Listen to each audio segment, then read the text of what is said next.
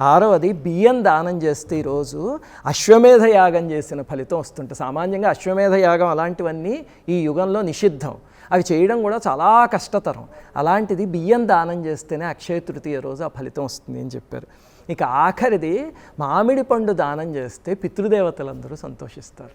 చూడండి, అన్ని చిన్న చిన్నవి మన ఇంట్లో ఉండే వస్తువులు. ఇందులో ఏవైనా వేలు లక్షలు పెట్టి కొనాల్సింది ఉందా? బంగారం తప్ప, అది లిస్టులో లేదు. చూడండి, అన్నీ మన ఇంట్లో వస్తువులే. మామిడి పండు దానం చేస్తే పితృదేవతలు సంతోషిస్తే మనము, మన పిల్లలు, వాళ్ళ జీవితాలు, మన జీవితాలు అన్నీ హాయిగా ఉంటాయి.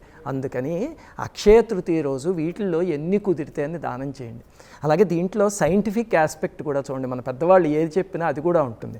ఇక్కడ మీరు జలదానము, తెల్లటి వస్త్రాలు, గొడుగు, మజ్జిగ, ఈ 4 వినగానే మీకు ఏం గుర్తొస్తుంది? మామిడి పండు, సమ్మర్ సీజన్, అక్షయ తృతీయ అక్కడే వస్తుంది. చూసారా, మన పెద్దవాళ్ళు ఏది పెట్టినా సరే అలా పెడతారు. ఈ సమ్మర్ సీజన్లో ఇవన్నీ ఇవ్వగలిగితే సాటి మనుషులు, పక్షులు అవన్నీ కూడా చాలా ఆనందంగా ఉంటాయి. అందుకని చూడండి, దాన్ని తీసుకొచ్చి పండగలో కూడా చేర్చారు. అది మన ఋషుల శాస్త్రీయత.